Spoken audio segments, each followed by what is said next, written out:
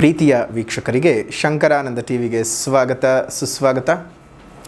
ಇವತ್ತಿನ ವಿಡಿಯೋನಲ್ಲಿ ಆಗಸ್ಟ್ ತಿಂಗಳ ಮಾಸ ಭವಿಷ್ಯ ಹೇಗಿದೆ ಅಂತ ತಿಳ್ಕೊಳ್ಳೋಣ. ಅದರ ಜೊತೆಗೆ ಈ ಆಗಸ್ಟ್ ತಿಂಗಳಿನಲ್ಲಿ ಹಲವಾರು ವಿಶೇಷತೆಗಳಿದ್ದಾವೆ.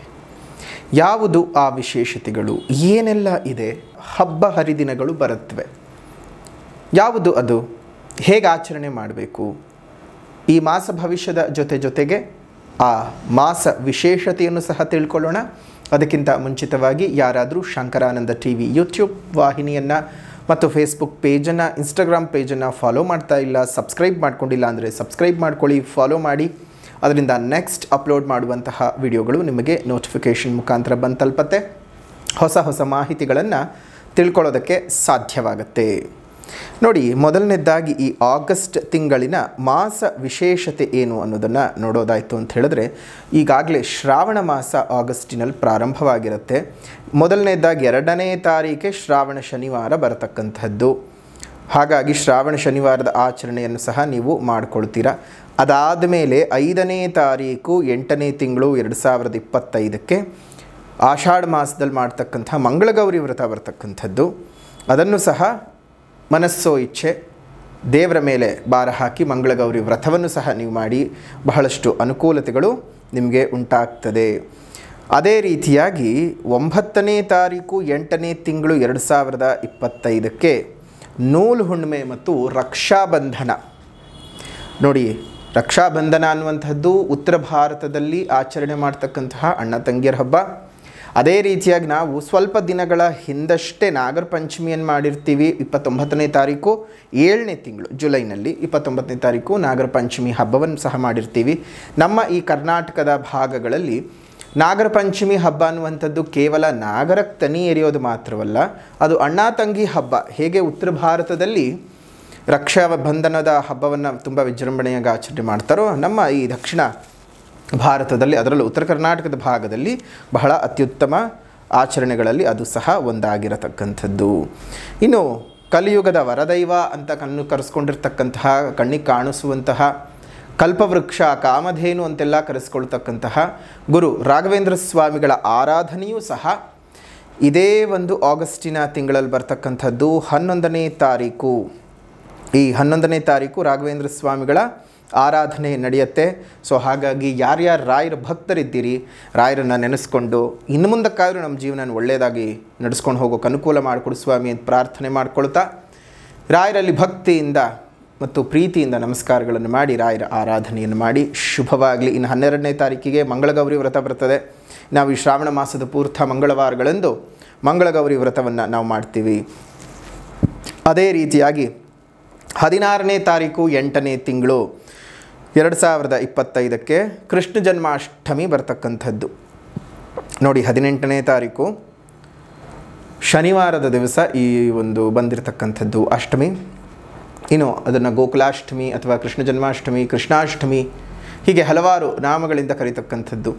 ಇದರಲ್ಲಿ ಒಂದು ಸ್ವಲ್ಪ ದ್ವಂದ್ವನೂ ಇದೆ, ಗೊಂದಲವೂ ಸಹ ಇದೆ. ಕೃಷ್ಣ ಶ್ರಾವಣ ಮಾಸದಲ್ಲೆಲ್ಲ ಹುಟ್ಟಿದ್ದು, ಭಾದ್ರಪದ ಮಾಸದಲ್ಲಿ ಅಂತ ಹಲವು ಪಂಡಿತರು ಪ್ರಾಜ್ಞರು ಹೇಳ್ತಾರೆ. ಇನ್ನು ಕೆಲ ಪಂಡಿತರು ಪ್ರಾಜ್ಞರು ಶ್ರಾವಣ ಮಾಸದಲ್ಲಿ ಹುಟ್ಟಿದ್ದು ಅಂತ ಹೇಳ್ತಾರೆ. ಅದು ಭಾದ್ರಪದದಲ್ಲಿ ಹುಟ್ಟಿದ್ನೋ ಅಥವಾ ಶ್ರಾವಣದಲ್ಲಿ ಹುಟ್ಟಿದ್ನೋ ಗೊತ್ತಿಲ್ಲ. ಆದರೆ ಕೃಷ್ಣ ನಮ್ಮ ಬದುಕಿನ ಉದ್ದಕ್ಕೂ ನಾವು ಯಾವ ರೀತಿಯಾಗಿ ಇರಬೇಕು, ಯಾವ ರೀತಿಯಾಗಿ ಸಾಧನೆ ಮಾಡ್ಕೊಳ್ತಾ ಹೋಗಬೇಕು ಅನ್ನೋದನ್ನು ಬಹಳ ಕ್ಲಿಯರಾಗಿ ನಮ್ಗೆ ಹೇಳ್ಕೊಟ್ಟಿದ್ದಾನೆ. ಕೃಷ್ಣನನ್ನು ಆರಾಧಿಸಿ ಪೂಜಿಸಿ. ಅದೇ ರೀತಿಯಾಗಿ ನೆಕ್ಸ್ಟ್ ಇನ್ನು ಬರ್ತಕ್ಕಂಥದ್ದು ಬೆನಕನ ಅಮಾವಾಸ್ಯೆ ಬರುತ್ತೆ 23ನೇ ತಾರೀಕಿನಂದು. ಆ ಒಂದು ಅಮಾವಾಸ್ಯೆಯ ನಂತರದಲ್ಲೇ ಭಾದ್ರಪದ ಮಾಸದ ಚೌತಿಯ ದಿವಸ ನಮಗೆ ಒಂದು ಗಣೇಶನ ಹಬ್ಬ ಸಹ ಬರ್ತಕ್ಕಂಥದ್ದು. ಇದೆಲ್ಲವೂ ಸಹ ನಮಗೆ ನೋಡಿ ಆಗಸ್ಟಿನ ತಿಂಗಳಲ್ಲಿ ಬರತಕ್ಕಂತಹ, ಜೊತೆಗೆ ಅವತ್ತು ಕೊನೆ ಶ್ರಾವಣ ಶನಿವಾರ ಬೇರೆ ಇರುತ್ತೆ. ಇನ್ನು 26ನೇ ತಾರೀಕು 8ನೇ ತಿಂಗಳು 2025ಕ್ಕೆ ಸ್ವರ್ಣಗೌರಿ ವ್ರತ ಬರುವಂಥದ್ದು.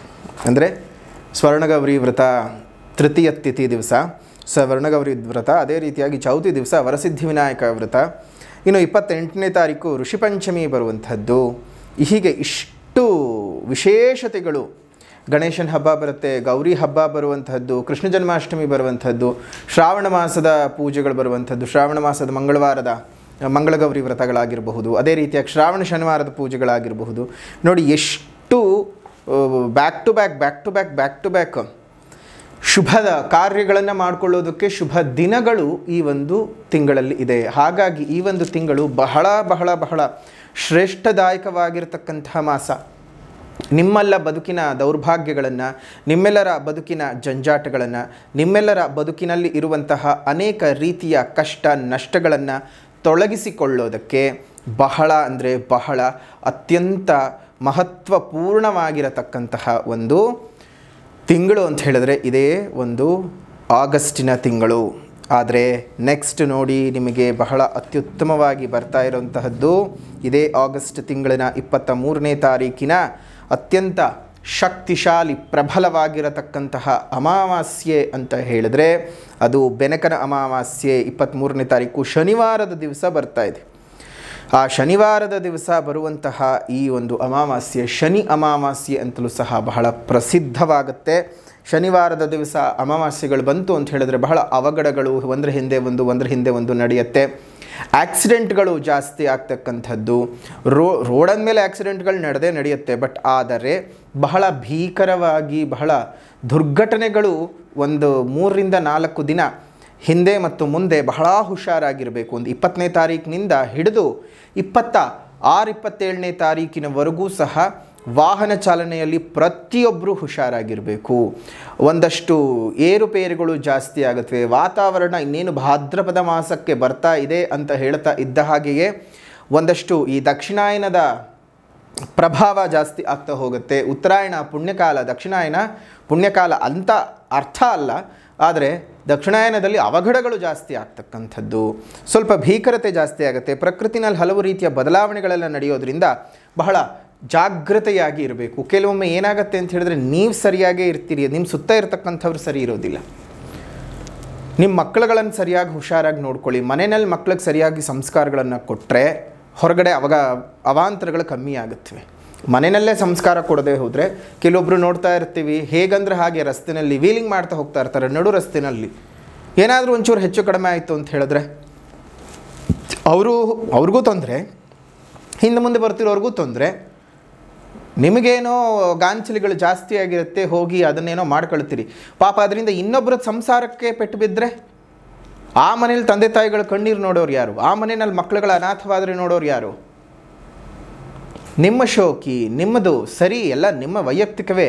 ಆದರೆ ಅದರಿಂದ ಇನ್ನೊಬ್ರಿಗೆ ತೊಂದರೆ ಆಗದೇ ಇರೋ ಹಾಗೆ ನೋಡ್ಕೊಳ್ಬೇಕಾಗಿರೋದು ನಿಮ್ಮ ಜವಾಬ್ದಾರಿ. ವೀಲಿಂಗ್ ಮಾಡ್ತೀರಾ, ಎಲ್ಲೋ ಹೋಗ್ಬಿಡಿ, ಯಾರ ಕೈಗೂ ಸಿಗದೇ ಇರೋ ಹಾಗೆ.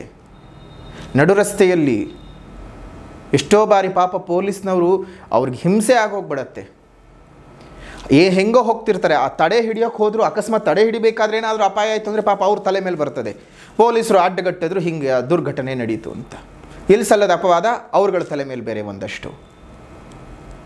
ಇಲ್ಲಿ ಮಾಡೋ ತಪ್ಪುಗಳು ಇವರುಗಳದ್ದು ಯಾರ್ದು ಗೊತ್ತಾಗೋದಿಲ್ಲ. ಇನ್ನೊಬ್ಬರ ಮೇಲೆ ಅಪವಾದಗಳು ಮಾತ್ರ ತುಂಬಾ ಚೆನ್ನಾಗಿ ಹೋಗ್ತಕ್ಕಂಥದ್ದಾಗುತ್ತೆ. ಸೊ ಅದೆಲ್ಲ ಎರಡನೇ ವಿಚಾರ. ಬಟ್ ಆದರೆ ಜಾಗೃತೆಯಾಗಿರಿ. ಈ ಒಂದು ಅಮಾವಾಸ್ಯೆಯ ಪರ್ವಕಾಲ ನಿಮ್ಮ ಬದುಕಿನಲ್ಲಿ ಹಲವಾರು ರೀತಿಯ ಕತ್ತಲೆಗಳು ತೊಲಗಿ ಶುಭ ರೀತಿಯಾದಂತಹ ಒಂದು ಸ್ಥಿತಿಗತಿಗಳು ಉಂಟಾಗಲಿ ಅಂತ ಹೇಳಿ ನಾವು ಸಹ ಆಶಯವನ್ನು ವ್ಯಕ್ತಪಡಿಸ್ತೀವಿ. ಇನ್ನು ಅದೇ ರೀತಿಯಾಗಿ ಆಗಸ್ಟಿನಲ್ಲಿ ಬದಲಾವಣೆ ಆಗತಕ್ಕಂತಹ ವಿಶೇಷವಾದ ಗ್ರಹಗಳು ಯಾವ್ಯಾವ ತಾರೀಕಿನಂದು ಯಾವ್ಯಾವ ಗ್ರಹಗಳು ಬದಲಾವಣೆ ಆಗುತ್ತೆ ಅನ್ನೋದನ್ನು ನೋಡೋದಾಯಿತು ಅಂತ ಹೇಳಿದ್ರೆ 17ನೇ ತಾರೀಕು 8ನೇ ತಿಂಗಳು 2025ಕ್ಕೆ ಸರಿಯಾಗಿ ಸಿಂಹರಾಶಿಗೆ ತನ್ನ ಸ್ವಕ್ಷೇತ್ರಕ್ಕೆ ರವಿ ಬರ್ತಾ ಇದ್ದಾನೆ. ಇನ್ನು 20ನೇ ತಾರೀಕು 8ನೇ ತಿಂಗಳು 2025ಕ್ಕೆ ಕಟಕರಾಶಿಗೆ ಶುಕ್ರ ಪ್ರವೇಶ ಮಾಡ್ತಾ ಇದ್ದಾನೆ. ಇನ್ನು ಅದೇ ರೀತಿಯಾಗಿ 30ನೇ ತಾರೀಕು 8ನೇ ತಿಂಗಳು 2025ಕ್ಕೆ ಸಿಂಹರಾಶಿಗೆ ಬುಧ ಪ್ರವೇಶ ಮಾಡ್ತಾ ಇದ್ದಾನೆ. ಪ್ರಮುಖವಾಗಿ ಈ 3 ಗ್ರಹಗಳು, ಬುಧನಾಗಿರಬಹುದು, ಶುಕ್ರನಾಗಿರಬಹುದು, ರವಿಯಾಗಿರಬಹುದು, ಈ 3 ಗ್ರಹಗಳು ಈ ಒಂದು ಆಗಸ್ಟಿನ ತಿಂಗಳಲ್ಲಿ ತಮ್ಮ ಸ್ಥಾನದ ಸಂಚಾರವನ್ನು ಮಾಡ್ತಾ ಇದ್ದಾರೆ. ಇನ್ನು ಈ ಒಂದು ಸ್ಥಾನದ ಸಂಚಾರದ ಫಲಗಳು ನಿಮಗೆ ಯಾವ ರೀತಿಯಾಗಿದೆ ಅನ್ನುವಂಥದ್ದನ್ನು ಮಾಸ ಭವಿಷ್ಯದಲ್ಲಿ ಈಗ ನೋಡೋಣ. ಇನ್ನು ವರಮಹಾಲಕ್ಷ್ಮಿ ಹಬ್ಬದ ವಿಶೇಷ ಮಾಹಿತಿಗಳು, ಗಣಪತಿ ಹಬ್ಬದ ವಿಶೇಷ ಮಾಹಿತಿಗಳನ್ನು ಒಂದು ವಿಶೇಷವಾದ ವಿಡಿಯೋನಲ್ಲಿ ಮುಂದಿನ ದಿನಮಾನಗಳಲ್ಲಿ ಪ್ರಸಾರವನ್ನು ಮಾಡ್ತೇವೆ, ಅಪ್ಲೋಡ್ ಮಾಡ್ತೇವೆ. ಅದನ್ನು ಸಹ ನೋಡಿ. ಅದೇ ರೀತಿಯಾಗಿ ನೀವು ಗಣಪತಿ ಮತ್ತು ಗೌರಿ ಹಬ್ಬ ವರಮಹಾಲಕ್ಷ್ಮಿ ಹಬ್ಬ, ಈ ಎಲ್ಲ ಒಂದು ವಿಶೇಷವಾದಂಥ ಹಬ್ಬಗಳನ್ನು ಆಚರಣೆ ಮಾಡಿಕೊಂಡು ನೆಮ್ಮದಿಯಾಗಿ ಸಂತೋಷವಾಗಿ ಇರಿ. ಇನ್ನು ಮಾಸ ಭವಿಷ್ಯದ ಬಗ್ಗೆ ಗಮನ ಕೊಡೋಣ. ಇನ್ನು ಮೇಷರಾಶಿಯವರಿಗೆ ಶ್ರಾವಣ ಮಾಸದಲ್ಲಿ ಯಾವ ರೀತಿಯಾಗಿರ್ತಕ್ಕಂತಹ ಫಲಾನುಫಲಗಳು, ಶ್ರಾವಣ ಮಾಸ ಅಂತ ಹೇಳಿದ್ರೆ ಈ ಆಗಸ್ಟಿನಲ್ಲಿ ಯಾವ ರೀತಿಯಾದಂತಹ ಫಲಾನುಫಲಗಳಿದೆ ಅನ್ನೋದನ್ನು ಗಮನಿಸೋಣ. ಕೌಟುಂಬಿಕ ಜೀವನದಲ್ಲಿ ಬಹಳ ತೊಂದರೆ ತಾಪತ್ರೆಗಳನ್ನು ನೀವು ನೋಡಬೇಕಾಗತ್ತೆ. ಅಸಮಾಧಾನಕರವಾಗಿರ್ತಕ್ಕಂತಹ ಬೆಳವಣಿಗೆಗಳು ಉದ್ಯೋಗದ ಕ್ಷೇತ್ರದಲ್ಲಿ ನಡೆಯುತ್ತೆ. ವ್ಯಾಪಾರ ವ್ಯವಹಾರಗಳು ಅಷ್ಟೊಂದು ಚೆನ್ನಾಗಿ ಆಗೋದಿಲ್ಲ. ಅತ್ಯಧಿಕವಾಗಿರ್ತಕ್ಕಂತಹ ಖರ್ಚು, ಹಣದ ಕೊರತೆ, ವ್ಯಾಪಾರ ವ್ಯವಹಾರಗಳಲ್ಲಿ ಸ್ವಲ್ಪವೇ ಬರ್ತಕ್ಕಂತಹ ಲಾಭ, ವಿರೋಧಿಗಳ ಕಾಟಗಳು, ಮಾನಸಿಕ ಜಂಜಾಟಗಳು ಬಹಳ ಅಧಿಕವಾಗತಕ್ಕಂತಹ ಒಂದು ದಿನಮಾನಗಳು ಮೇಷರಾಶಿಯವರಿಗೆ ಈ ಒಂದು ತಿಂಗಳಿನಲ್ಲಿ ಇದೆ. ಇನ್ನು ಆಗಸ್ಟಿನಲ್ಲಿ ನಿಮ್ಮ ಶ್ರಮಕ್ಕೆ ತಕ್ಕ ಪ್ರತಿಫಲಗಳು ಸಿಗದೆ ಹೋಗಬಹುದು. ಬಹಳ ದೀರ್ಘಕಾಲದ ಆರೋಗ್ಯದ ಸಮಸ್ಯೆಗಳೆಲ್ಲ ಹೆಚ್ಚಿಗೆ ಆಗ್ತಾ ಹೋಗುತ್ತೆ. ಎಸ್ಪೆಷಲಿ ನಿಮಗೆ ಮುಖದ ಭಾವದಲ್ಲಿ ಮತ್ತು ಕಾಲಿನ ಕಡೆ ಅನಾರೋಗ್ಯಗಳು ಉಂಟಾಗಬಹುದು.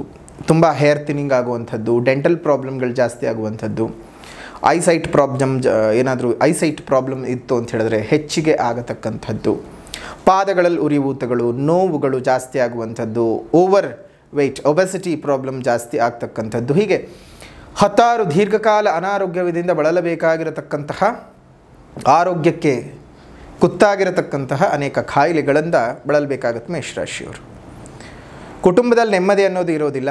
ಶುಭ ಕಾರ್ಯಗಳು ನಡೆಯಬೇಕಾದಂತಹ ಶುಭ ಕಾರ್ಯಗಳು ಸಹ ಕೆಲವೊಮ್ಮೆ ನಿಂತು ಹೋಗುವಂತಹ ಸಾಧ್ಯತೆಗಳಿದ್ದಾವೆ.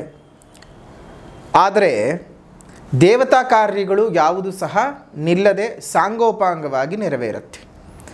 ದೇವರು ದಿಂಡ್ರು ಪೂಜೆ ಪುನಸ್ಕಾರ ಯಾವುದೋ ಹಬ್ಬದ ಆಚರಣೆಯೋ ಅಥವಾ ಯಾವುದೋ ವ್ರತದ ಆಚರಣೆಯೋ ಮಾಡ್ತಾ ಇದ್ದೀನಿ ಅಂದರೆ ಅವುಗಳಿಗೇನೂ ತೊಂದರೆ ಆಗೋದಿಲ್ಲ.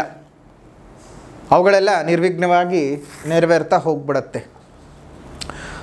ಒಂದು ಬಹಳ ಸಂತೋಷದಾಯಕವಾದಂಥ ವಿಚಾರ ಏನಾದರೂ ಇದೆ ಅಂತಂದರೆ, ಕೆಲ ವಿಚಾರಗಳಲ್ಲಿ ಬಹಳ ಸಂತೋಷದಾಯಕ ವಿಚಾರವನ್ನು ಮೇಷರಾಶಿಯವರು ಈ ಒಂದು ತಿಂಗಳು ನೋಡ್ತೀರ.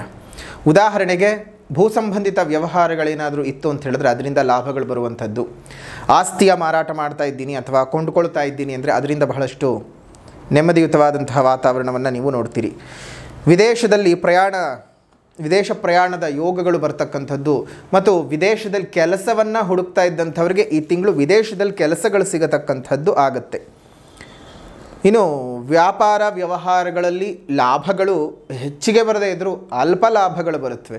ಆದರೆ ವಿಪರೀತವಾದಂತಹ ಖರ್ಚು ವೆಚ್ಚಗಳೆಲ್ಲ ಹೆಚ್ಚಿಗೆ ಇರೋದ್ರಿಂದ ನಿಮಗೇನಾಗುತ್ತೆ, ಹಣಕಾಸಿನ ಮುಗ್ಗಟ್ಟು, ಒಂದು ಸ್ವಲ್ಪ ಸಾಲ ಮಾಡಿಕೊಳ್ಬೇಕಾದಂತಹ ಪರಿಸ್ಥಿತಿಗಳು ಬರುತ್ತೆ.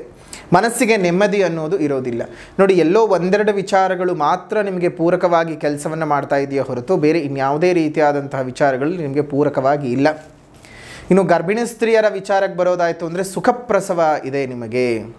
ಕಾರಣ ಪಂಚಮಾಧಿಪತಿ ಪಂಚಮಕ್ಕೆ ಹೋಗ್ತಾ ಇದ್ದಾನೆ ಮತ್ತು ಚತುರ್ಥ ಮತ್ತು ಪಂಚಮ ಸ್ಥಾನದಲ್ಲಿ ನಿಮ್ಮ ಪಂಚಮಾಧಿಪತಿಯು ತನ್ನ ಸ್ಥಾನದ ಸಂಚಾರವನ್ನು ಮಾಡುವುದರಿಂದಾಗಿ ಗರ್ಭಿಣಿ ಸ್ತ್ರೀಯರಿಗೆ ಬಹಳ ವಿಶೇಷವಾಗಿ ನೀವೇನು ಗಾಬರಿ ಪಡುವಂಥ ಅವಶ್ಯಕತೆ ಇಲ್ಲ. ಎಷ್ಟೋ ಜನಕ್ಕೆ ಸಿಸೇರಿಯನ್ ಅಂತ ಹೇಳಿರ್ತಾರೆ, ಸಿ ಸೆಕ್ಷನ್ಗೆ ಹೋಗಬೇಕು ಅಂತ ಹೇಳಿರ್ತಾರೆ. ಆದರೂ ನಾರ್ಮಲ್ ಡೆಲಿವರಿ ಆಗುವಂತಹ ಸಾಧ್ಯತೆಗಳು ಇದ್ದಾವೆ. ಆದರೆ ಈಗಿನ ಕಾಲದಲ್ಲಿ ಹೆಣ್ಮಕ್ಳು ಸಿ ಸೆಕ್ಷನ್ಗೆ ಬೇಕು ಅಂತಲೇ ಹೋಗ್ತಿದ್ದಾರೆ. ಅಯ್ಯೋ, ನೋವನ್ನೆಲ್ಲ ಯಾರು ತಿಂತಾರಪ್ಪ, ನಮಗೆ ನೋವು ತಿನ್ನೋಕ್ಕಾಗಲ್ಲ ಅಂತ. ನೋಡಿ, ನಮ್ಮಮ್ಮಂದ್ರ ಕಾಲದಲ್ಲಿ, ನಮ್ಮ ಅಜ್ಜಿಯಂದ್ರ ಕಾಲದಲ್ಲೆಲ್ಲ ಅವರೆಲ್ಲ ಹೇಗೆ ಮಕ್ಕಳುಗಳನ್ನು ಹೆತ್ತು ನಾರ್ಮಲ್ ಆಗಿರುವಂಥ ಡೆಲಿವರಿಗಳನ್ನೇ ಮಾಡಿಕೊಂಡು ಅವ್ರು ಎಷ್ಟು ನೋವನ್ನು ಉಂಡಿರಬೇಡ ಅಲ್ವಾ. ಹಾಗಾಗಿ ಈ ಒಂದು ವಿಚಾರಗಳನ್ನು ನಾವು ಗಮನಿಸ್ತಾ ಹೋಗೋದಾಯಿತು ಅಂತ ಹೇಳಿದ್ರೆ, ಕೆಲ ವಿಚಾರಗಳಲ್ಲಿ ಲಾಭ ಮತ್ತು ಕೆಲ ವಿಚಾರಗಳಲ್ಲಿ ನಷ್ಟಗಳನ್ನು ನೀವು ನೋಡ್ತೀರಿ. ಆರಕ್ಷಕರಾಗಿ ಕೆಲಸ ಮಾಡ್ತಾ ಇರತಕ್ಕಂಥವ್ರಿಗೆ, ಸೈನ್ಯದಲ್ಲಿ ಕೆಲಸ ಮಾಡ್ತಾ ಇರತಕ್ಕಂಥವ್ರಿಗೆ, ಅಗ್ನಿಶಾಮಕ ಇಲಾಖೆಗಳಲ್ಲಿ ಕೆಲಸವನ್ನು ಮಾಡ್ತಾ ಇರುವಂಥವ್ರಿಗೆ ಪದೋನ್ನತಿಗಳು ಸಿಗುವ ಸಾಧ್ಯತೆಗಳು ಜಾಸ್ತಿ ಇದ್ದಾವೆ. ಸೊ ಒಟ್ಟಾರೆಯಾಗಿ ಮೇಷರಾಶಿಯವರಿಗೆ ಈ ಒಂದು ಆಗಸ್ಟಿನ ತಿಂಗಳಲ್ಲಿ ಶ್ರಾವಣ ಮಾಸ, ಶುಭ ಶ್ರಾವಣ ಮಾಸದಲ್ಲಿ ಅರ್ಧ ಶುಭ ಅರ್ಧ ಅಶುಭದ ವಾತಾವರಣವಿದೆ. ಇನ್ನು ಪರಿಹಾರ ಏನು ಮಾಡ್ಕೊಳ್ಬೇಕಪ್ಪ ಅಂತ ಹೇಳಿದ್ರೆ, ಮೊದಲನೇದಾಗಿ ಸಾಮಾಜಿಕ ಪರಿಹಾರ, ಪ್ರಕೃತಿಯನ್ನು ಉಳಿಸಿ ಪ್ರಕೃತಿಯನ್ನು ಬೆಳೆಸಿ ಇನ್ನಿತರ ಜೀವ ಜಂತುಗಳಿಗೊಂದಿಷ್ಟು ಆಸರೆಯಾಗಿರಿ. ಮುಂದಿನ ಪೀಳಿಗೆಯ ಉಸಿರು ಚೆನ್ನಾಗಿರಬೇಕು ಅಂದರೆ ಹಿಂದೆ ಹಸಿರನ್ನು ಉಳಿಸ್ಕೊಳ್ಬೇಕು. ಹಸಿರನ್ನು ಉಳಿಸ್ಕೊಳ್ಳೋದ್ರ ಬಗ್ಗೆ ಜಾಗೃತರಾಗಿ ಸಾಧ್ಯವಾದ ಕಡೆ ಗಿಡಗಳನ್ನು ನೆಟ್ಟು ಪೋಷಣೆ ಮಾಡಿ, ನಿಮ್ಮ ಸುತ್ತಮುತ್ತ ಇರುವಂತಹ ಉದ್ಯಾನವನಗಳಲ್ಲಿ ಒಂದೊಂದು ಹಣ್ಣಿನ ಗಿಡಗಳನ್ನು ಕೊಟ್ಟು ಪೋಷಣೆ ಮಾಡಿಸಿ. ಅದರಿಂದ 4-6 ವರ್ಷಗಳಲ್ಲಿ ಅದು ಬೆಳೆದು ನಿಂತು ಪ್ರಕೃತಿಗೆ ಪ್ರಾಣವಾಯುವನ್ನು, ಪ್ರಾಣಿ ಪಕ್ಷಿಗಳಿಗೆ ಆಹಾರವನ್ನು ಕೊಡುತ್ತೆ. ನಿಮ್ಮೆಲ್ಲರ ಜೀವವನ್ನು ಉಳಿಸುವಂತಹ ಆಮ್ಲಜನಕವನ್ನು ಸಹ ಅದು ಕೊಡುತ್ತದೆ. ಆಗ ಎಲ್ಲರೂ ಸುಖಿಯಾಗಿರಬಹುದು, ನೆಮ್ಮದಿ ಶಾಂತಿಯುತವಾಗಿರಬಹುದು. ಇನ್ನು ವಿಶೇಷವಾಗಿ ದೃಷ್ಟಿದೋಷದ ನಿವಾರಣೆಯನ್ನು ಮಾಡಿಕೊಳ್ಬೇಕು ಅನ್ನುವಂಥವರು ಇದೇ ಈ ತಿಂಗಳ ಅಂದರೆ ಆಗಸ್ಟ್ ತಿಂಗಳ 23ನೇ ತಾರೀಕಿನಂದು ಏನು ಬೆನಕನ ಅಮಾವಾಸ್ಯೆ ಇದೆ, ಅವತ್ತೊಂದು ದಿವಸ ನೀವೇನು ಮಾಡಬಹುದು ಅಂತಂದರೆ, ಸಣ್ಣ ಮಣ್ಣಿನ ತಟ್ಟೆಯಲ್ಲಿ 1 ಹಿಡಿ ಕಲ್ಲುಪ್ಪು, 1 ಹಿಡಿ ಒಣಮೆಣಸಿನಕಾಯಿ, 1 ಹಿಡಿ ಬಿಳಿ ಸಾಸಿವೆಯನ್ನು ಒಂದು ಕಪ್ಪು ಬಟ್ಟೆಯಲ್ಲಿ ಹಾಕಿ ಕಟ್ಟಿ, ನಿಮಗೆ ದೃಷ್ಟಿಯ ಇಳೆಯನ್ನು ತೆಗೆದು ಅದನ್ನು ಆ ಮಣ್ಣಿನ ತಟ್ಟೆಯಲ್ಲಿಟ್ಟು ಎಳ್ಳೆಣ್ಣೆಯನ್ನು ಹಾಕಿ ಅದನ್ನು ಮನೆ ಹೊರಗಿಟ್ಟು ಸುಟ್ಟುಬಿಡಿ. ಬಹಳಷ್ಟು ದೃಷ್ಟಿದೋಷಗಳಿಂದ ಬಳಲ್ತಾ ಇದ್ದಂಥವರಿಗೆ ಇದು ಬಹಳ ರಾಮಬಾಣವಾಗಿ ಕೆಲಸ ಮಾಡುತ್ತೆ. ದೃಷ್ಟಿಯಿಂದ ನೀವು ನಿವಾರಣೆಯನ್ನು ಪಡ್ಕೊಳ್ಬಹುದು. ಬೆನಕನ ಅಮಾವಾಸ್ಯೆ ದಿವಸ ಈ ಸಣ್ಣ ಕೆಲಸ ಮಾಡಿ ದೃಷ್ಟಿದೋಷದಿಂದ ಪಾರಾಗಿ. ಇನ್ನು ಮೇಷರಾಶಿಯವರಿಗೆ ಆಧ್ಯಾತ್ಮಿಕವಾದಂಥ ಪರಿಹಾರ, ಲಲಿತಾ ಪಂಚರತ್ನಂ ಸ್ತೋತ್ರದ ಪಠಣವನ್ನು ಮಾಡಿ. ಪ್ರತಿನಿತ್ಯವೂ ಲಲಿತಾ ಪಂಚರತ್ನಂ ಸ್ತೋತ್ರದ ಪಠಣವನ್ನು ಮಾಡೋದರಿಂದ ಬಹಳ ಲಾಭಗಳನ್ನು ನೀವು ಪಡ್ಕೊಳ್ಬಹುದು. ಒಂದು ಅನಿರೀಕ್ಷಿತವಾಗಿ ಬರತಕ್ಕಂತಹ ಕಷ್ಟಕೋಟಲೆಗಳಿಂದ ದೂರಾಗಬಹುದು. ಅಮ್ಮನವರ ಕೃಪಾಶೀರ್ವಾದದಿಂದ ಎಲ್ಲವೂ ಸಹ ಸೌಖ್ಯವಾಗ್ತದೆ. ಒಳ್ಳೆಯದಾಗಲಿ. ಇದಾಗಿತ್ತು ಮೇಷ ರಾಶಿಯವರ ಆಗಸ್ಟ್ ತಿಂಗಳ ಮಾಸ ಭವಿಷ್ಯ ಹೇಗಿದೆ ಅಂತ. ವಿಡಿಯೋ ಇಷ್ಟ ಆಗಿದ್ದರೆ ಲೈಕ್ ಮಾಡಿ, ಶೇರ್ ಮಾಡಿ, ಕಮೆಂಟ್ ಮಾಡಿ. ಮತ್ತೊಂದು ವಿಡಿಯೋನಲ್ಲಿ ಭೇಟಿ ಮಾಡೋಣ. ಅಲ್ಲಿವರೆಗೂ ನಮಸ್ಕಾರ. ಲೋಕಾ ಸಮಸ್ತ ಸುಖಿನೋ ಭವಂತು, ಸಕಲ ಸನ್ಮಂಗಳಾನಿ ಭವಂತು, ಸರ್ವೇ ಜನಾಃ ಸುಖಿನೋ ಭವಂತು, ಸಮಸ್ತ ಸನ್ಮಂಗಳಾನಿ ಭವಂತು.